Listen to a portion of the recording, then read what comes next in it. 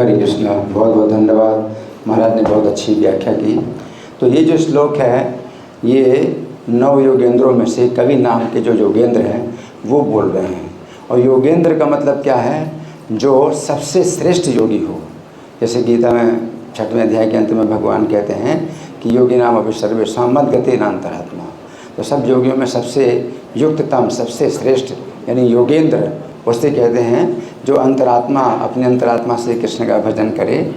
जैसे यहाँ पर बताया कि बुध आ भजे तम भक्तिया एकया, एकमात्र भक्ति के द्वारा जो भगवान का भजन करे तो जो है कर्तव्य है। तो इस श्लोक में उस मायावाद का खंडन हुआ है कि मायावादी लोग क्या बोलते हैं। मायावादी लोग बोलते हैं कि माया हमको नहीं पकड़ती, हम माया को पकड़ते हैं।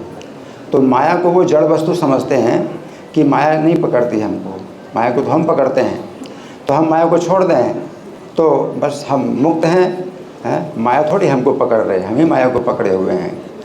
तो यहाँ पर जो है ये प्रश्न उठाया गया, श्रीधर स्वामी ने व्याख्या की है। तो ये प्रश्न उठाया कि अगर माया के द्वारा जो है हम अपने को शरीर समझ रहे हैं और हम इस प्रकार से अपने स्वयं ही बंधन में पड़ गए हैं, तो हम जो है माया को छोड़ दें और हम अपने को समझ लें।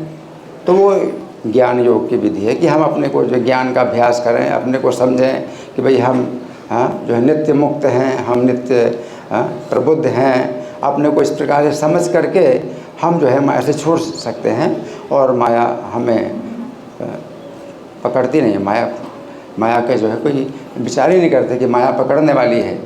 तो यहाँ पर जो कवि नाम के योगेंद्र बताते हैं कि बुध आ भजेतम, जो बुद्धिमान है वो भगवान का भजन करे। आ भजेतम, एकमात्र भक्ति के द्वारा भगवान का भजन करे। तो ऐसी बात नहीं है कि माया हमें नहीं पकड़ रही, हम माया को पकड़ रहे हैं। तो फिर जो है श्रीधर स्वामी ने ये भी श्लोक उद्धृत किया गीता का 7:14 कि मम माया दुरत्या मामे वे प्रपद्यन्ते माया में तान करते, कि जो मेरी शरण में आएंगे वही माया से छूट पाएंगे। तो माया पकड़ती, इसका मतलब माया शक्ति है भगवान की और वो जो है पकड़ती है। जब तक हम कृष्ण की शरण में नहीं जाते तब तक वो जो है हमें छोड़ नहीं सकती। तो अपने आप सोचे कोई व्यक्ति कि मैं माया से छूट जाऊंगा, अपने को समझ करके कि मैं माया से मुक्त हूँ, तो ये संभव नहीं है। तो इस प्रकार से इस बात को जो है ये कवि योगेंद्र नाम के जो कवि हैं ये बात बता रहे हैं। और बुद्ध का मतलब है बुद्धिमान। जो बुद्धिमान है वो एकमात्र भक्ति के द्वारा भगवान का भजन करेगा। लेकिन जिनकी बुद्धि शुद्ध नहीं है, अविशुद्ध बुद्धिया, तो एक श्लोक वो भी है, अविशुद्ध बुद्धिया, जिनकी बुद्धि शुद्ध नहीं है तो वो क्या समझते हैं, विमुक्त मानिनाश, कि मैं मुक्त हो गया, क्योंकि मैंने अपने को समझ लिया कि मैं माया से मुक्त हूँ तो मैं मुक्त हो गया।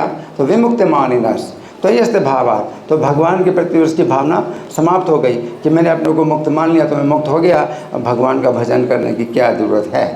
और इस तरह से क्या होता है, पतन तथो, भगवान के चरण कमलों का आदर नहीं करता है और अधापतित हो जाता है। तो ये जो है इस विचार को निरस्त करने के लिए यहाँ कवि नाम के योगेंद्र बताते हैं कि जो बुद्धिमान है तो अपने को ऐसे नहीं समझेगा कि मैं माया से मुक्त हूँ तो माया से मुक्त हो जाएगा। जो बुद्धिमान है वो क्या करेगा, आ भजे तम भक्तिया एकमात्र भक्ति के द्वारा भगवान का भजन करेगा। और फिर दूसरी बात बताइए, गुरु देवता आत्मा। तो गुरु देवता आत्मा, तो ऐसा व्यक्ति जो कि गुरु को अपना देवता माने, तो गुरु को अपना देवता माने तो भगवान की प्राप्ति होने के बाद भी भगवान गुरु को अपना देवता माने, भगवान को देवता का भी देवता माने। तो हमारा जो है भगवान के साथ संबंध इसी प्रकार से है कि गुरु जो है भगवान के सेवक है और हम उनके भी सेवक हैं, तो हम उनके सेवक के सेवक हैं। तो गुरु हमारे देवता हैं और भगवान देवता के भी देवता हैं। तो भगवान को अपने गुरु से भी ऊपर माने और गुरु को भगवान से नीचे माने और अपने को गुरु से भी नीचे माने। तो गुरु देवता आत्मा का मतलब ये है। लेकिन मायावादी लोग क्या सोचते हैं कि हम भगवान बन गए, अब गुरु की तो का कोई प्रश्न ही नहीं, गुरु का क्या ज़रूरत है। तो प्रभुपाद ने एक बार एक उदाहरण दिया। तो प्रातःकाल भ्रमण में जब प्रभुपाद चले जा रहे थे अपने सब शिष्यों के साथ में, तो भवानंद महाराज भी थे उनके साथ में।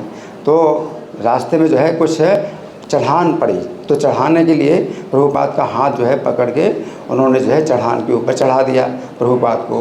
अब चढ़ान के ऊपर फिर ढलान पड़ी, तो जब ढलान पड़ी तो प्रभुपाद ने क्या किया, भवानंद महाराज जिन्होंने प्रभुपाद को अपना हाथ का सहारा देकर चढ़ाया था, उन्हीं भवानंद को प्रभुपाद ने धक्का दे दिया नीचे की तरफ। अब भवानंद महाराज को बड़ा आश्चर्य हो कि प्रभुपाद ने ऐसा क्यों किया, मैंने तो प्रभुपाद को सहारा दिया तो प्रभुपाद ऊपर आ गए, अब प्रभुपाद ऊपर आ गए तो उन्होंने मुझे धक्का दे दिया, नीचे कर दिया। तो प्रभुपाद बोले ये होता है मायावादी। ऐसा होता है मायावादी कि गुरु के सहारे वो जो है भगवान बन जाता है और फिर वो गुरु को जो है नीचे कर देता है, वो अपना सबसे ऊपर हो जाता है। तो हम वैष्णवों के लिए जो है क्या होता है कि जिन गुरु से जो है चक्षुदाना दिलो जय जन्मे जन्मे प्रभु से, तो जिन्होंने चक्षुदान दिया है उनको हम जन्म जन्म हम उनके सेवक बने रहेंगे हैं। तो ये जो है हमारा संबंध होता है गुरु के साथ में। तो यहाँ पर गुरु देवता आत्मा का ये मतलब होता है कि कभी भी जो है हम अपनी तरफ से संबंध नहीं तोड़ते गुरु से, है गुरु को हम कभी नहीं भूल सकते।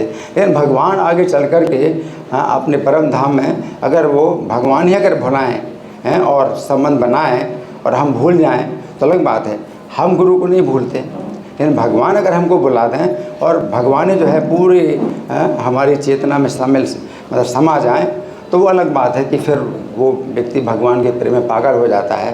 तो फिर वो गुरु को याद ना करे तो उसका फिर कोई दोष नहीं है।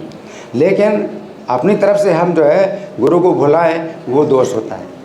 लेकिन भगवान के प्रेम में अगर वो भूल जाए, सब कुछ भूल जाए, अपने को ही भूल जाता है, अपने शरीर को भूल जाता है, तो भगवान को याद करता है तो भगवान के प्रेम में पागल हो जाए तो वो एक अलग बात है कि वो जो है उसने गुरु को नहीं बुलाया, लेकिन भगवान के प्रेम में वो पागल हो गया।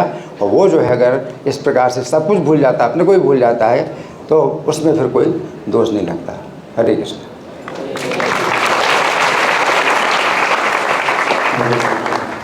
हरे कृष्ण। बहुत बहुत धन्यवाद, सबने ध्यानपूर्वक श्रवण किया। ही सोलह भक्ति आश्रय वैष्णव स्वामी महाराज की, जगत श्री प्रभुपाद की। सबसे अनुरोध है, गेट नंबर 5 पंडाल आप सबको पता है हर साल जो जाते हैं, अन्यथा यहाँ से आप निकल सकते हैं।